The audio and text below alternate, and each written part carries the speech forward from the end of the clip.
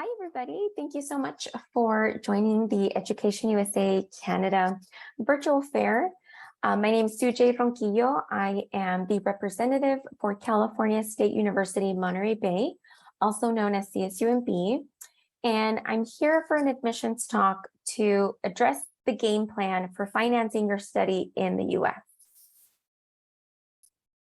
Where to begin? Which is the popular question for students: how to begin searching for universities? How do I begin even planning to finance my studies? So I first like to tell students it's important for you to first identify the type of program that you're looking for. Are you looking to join a degree program? So are you looking to do an undergraduate degree or a master's degree? Are you looking to join a short-term program? Are you looking, for something that's more of a study abroad experience? Are you looking for more of a certificate program? Are you looking for an intensive English program or a summer program? So first identify what type of program you might be interested in, and then that'll help you really do the research on the cost. Once you've identified the program that you want to join, so for example, say that you want to join the degree program, then you want to identify the country that you want to study in. So in our example, you want to study in the United States.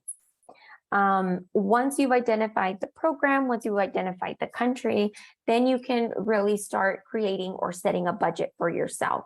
So taking into consideration, being abroad, what is going to be the maximum and the minimum amount of money that you can contribute towards your study. And the last bullet that I have here, which is the most important, is research. So you're going to want to give yourself enough time to really do this research, to really find, the different program options that are available to you. You're going to want to give yourself enough time so that you can, really dig deep down and see, the potential costs for each program at each institution, really dig deep to identify, how much it would be to live in that area, how much it would cost to travel. And I'll go a little bit more into detail in the next couple slides. So once you've identified, the type of program that you want to join, and you've identified the country that you want to study in, the United States, then you want to take into consideration what is going to be needed to apply to that program. Once you've identified what it takes to apply to that program, then you can identify potential expenses that you will incur before admission and after admission as well. So for example, at CSU Monterey Bay, to apply to our degree program, students need to show proficiency in the English language. So for students, if you've been at an English institution for the last 3 years, the English proficiency requirement will be waived. But if you have not been attending an institution where English was the primary language, then you will need to show proficiency by submitting an accepted exam. So for our campus, we accept TOEFL, IELTS, PTE, Duolingo, and then we do have other options as well that we're willing to work with the student on. So you'll want to identify, what types of exams do you need to take, what is accepted, and then you can then, break it down by how much does each exam cost, what exam will be the cheapest for me, or what exam will be best for me to take. A lot of campuses for admission will ask for official documents. So at CSUMB, we do require students to submit official transcripts. We want to see the final grades that you received either at the high school level or at your previous university. Some admissions offices have an in-person evaluator. So some admissions coordinators are trained to evaluate official transcripts, but some campuses don't have an admissions coordinator that can evaluate transcripts. And so international students are required to seek services from a third party. And so with requesting a foreign credential evaluation, there's going to be additional costs that are inquired from those services. In addition to submitting exams and documents, a lot of universities charge an application fee. Most of the CSU campuses, the application fee is $70. That is included with our campus. Our campus charges $70 for the application. And then after admission, you'll want to review each campus or each university that you're considering and compare the cost for tuition. So how much does it cost for you to enroll and take classes?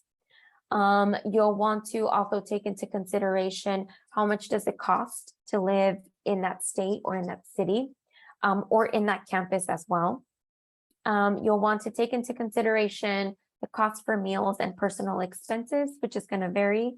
You'll want to take into consideration the cost for health insurance. So as I mentioned, for our campus at CSU Monterey Bay, we do have a health insurance in which we automatically enroll our students. So health insurance is a mandatory fee. It's mandated by the federal government and by the state government as well. And our campus, like I mentioned, we just automatically enroll international students and we'll place the fee on your account.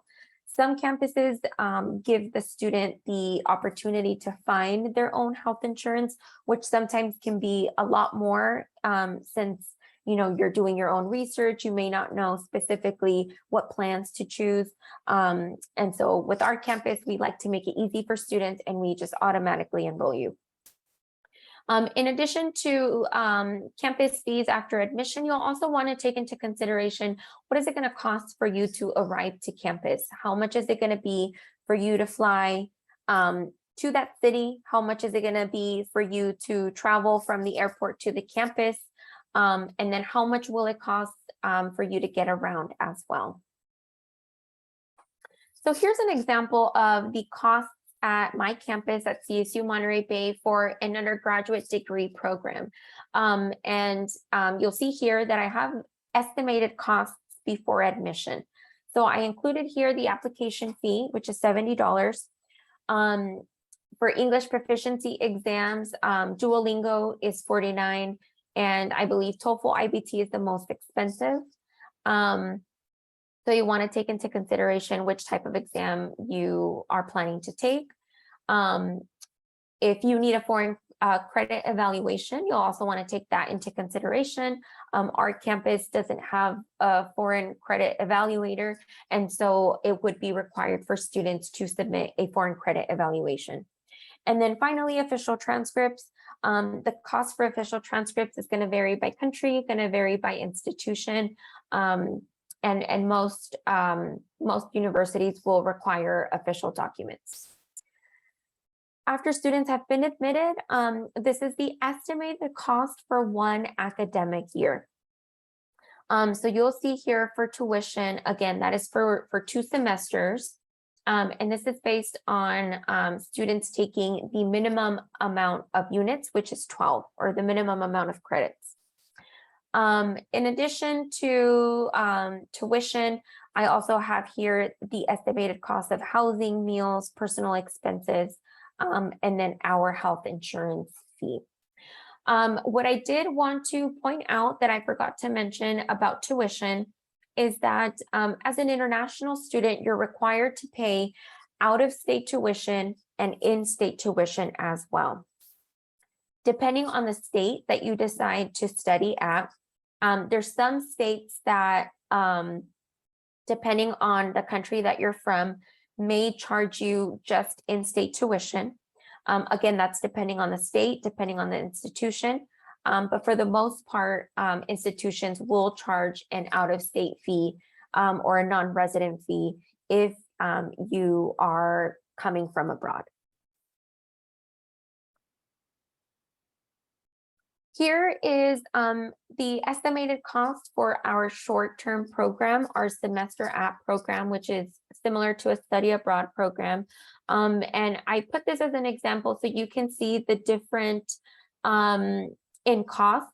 And so when really identifying the program that you want to study at, it does make a difference, because if you're considering a degree program or something more short term, the cost is going to be a big difference.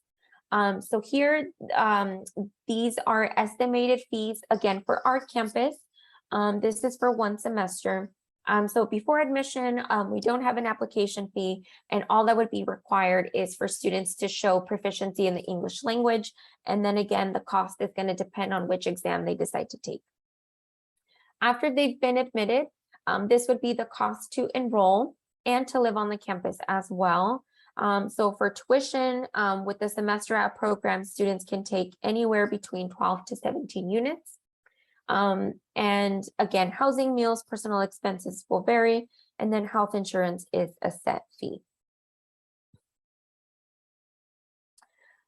When really digging deep into the costs that will inquire by university, it's also important to identify the type of campus that you want to join, the type of institution.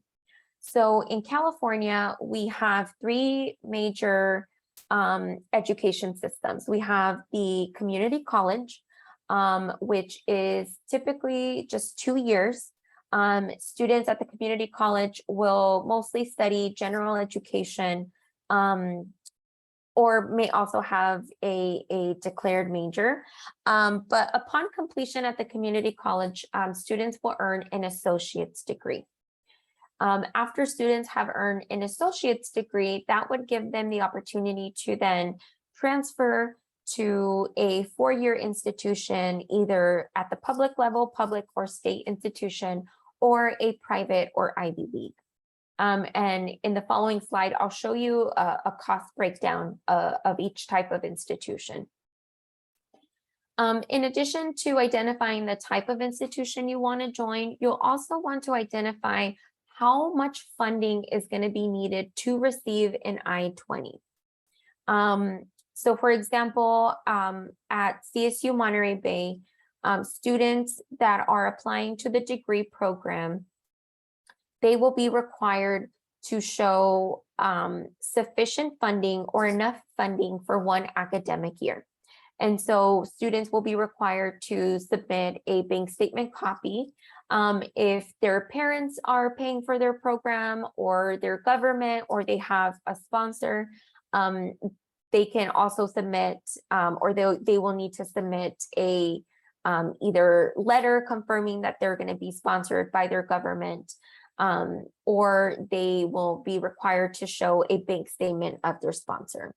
And so the amount of funding is going to vary by institution. And of course, the funding will also vary by program. So if you're joining a degree program, if you're joining a short-term program, the amount of funding is going to vary. You'll also want to take into consideration location. So I touched on this briefly in the beginning of the presentation. Depending on the state that you decide to study in the United States, the cost, is going to vary by that. California is very expensive. It's a very large state, and it's a very populated state. And so the cost of living has gone up, and that's definitely something to take into consideration.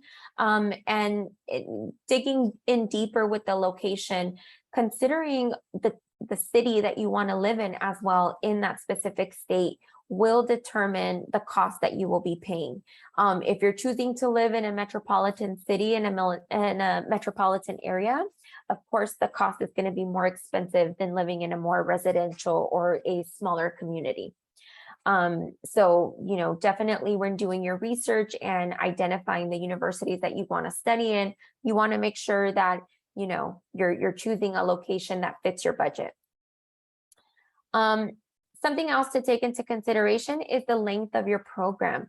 So are you looking to study at your program for 2 years? Are you looking to study for 4 years? Are you looking to study for a semester or just a year?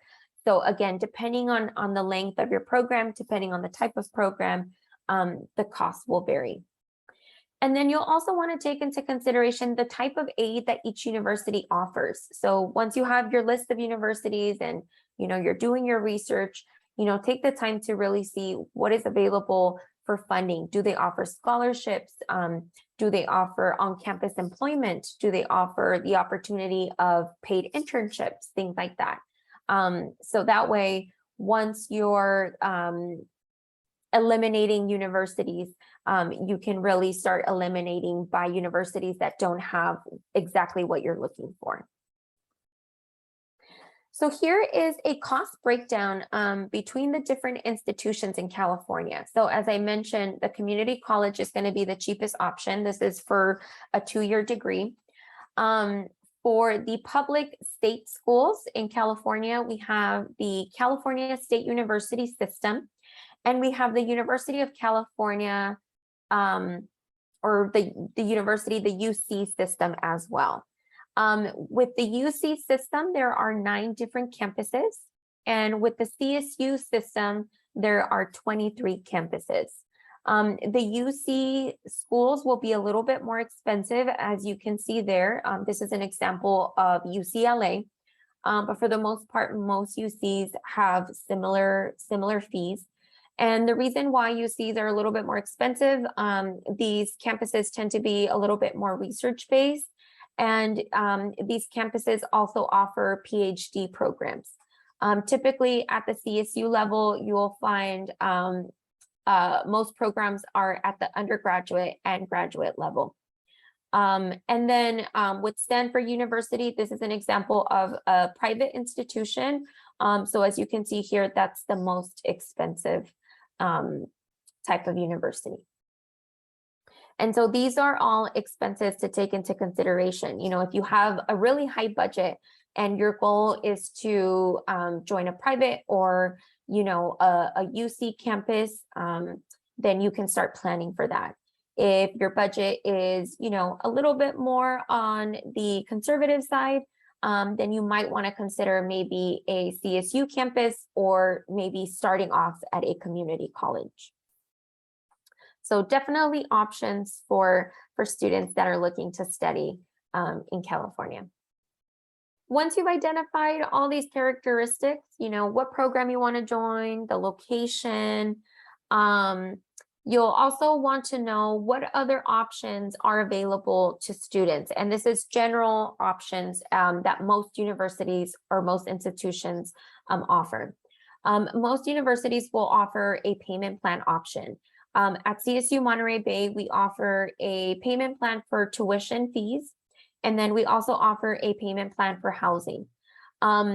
Depending on the type of housing, the payment plans will vary.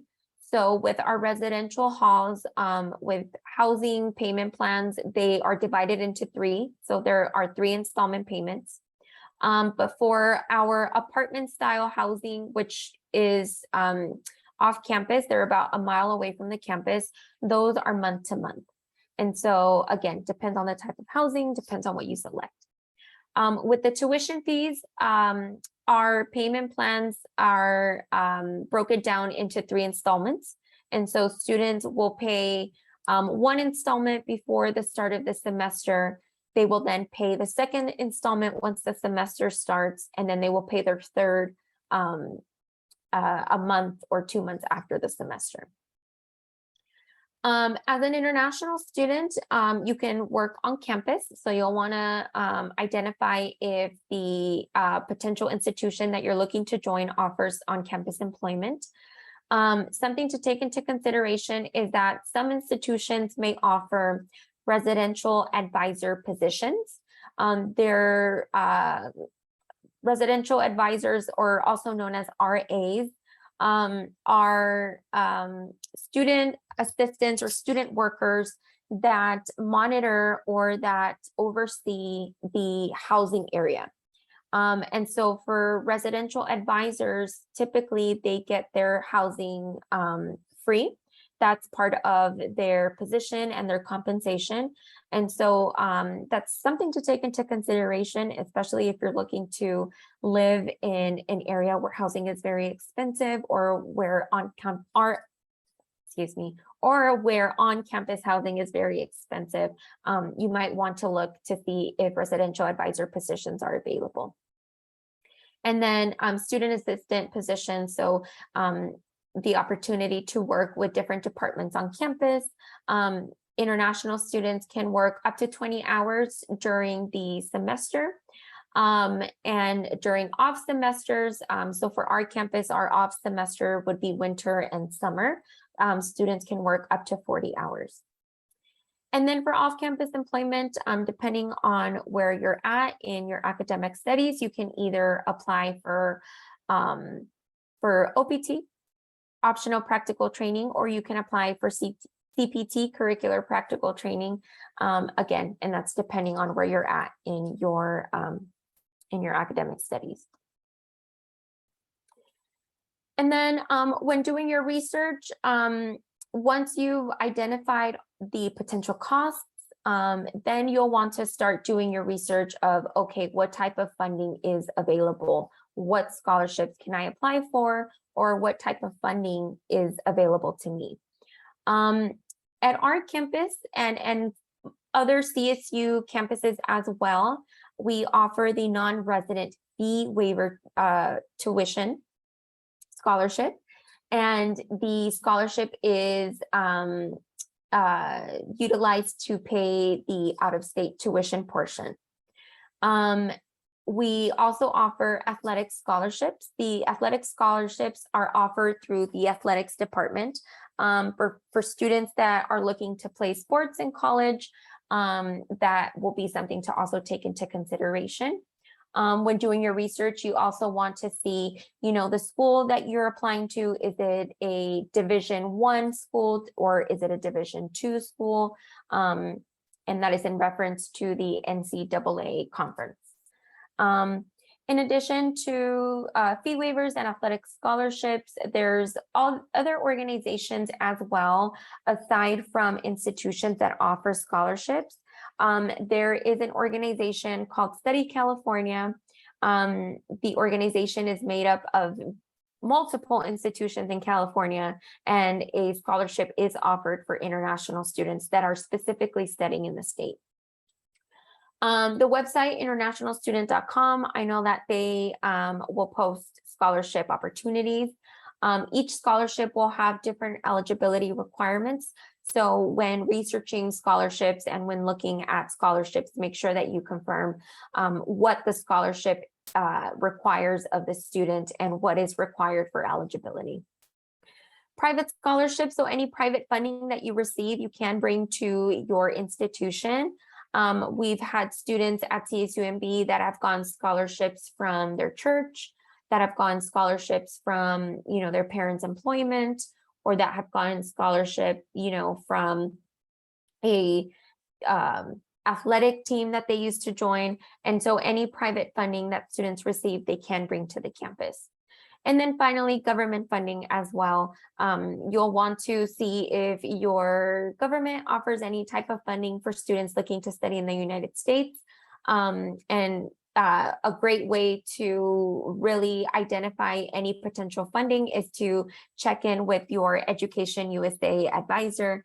They are full of resources and can definitely lead you in the right direction.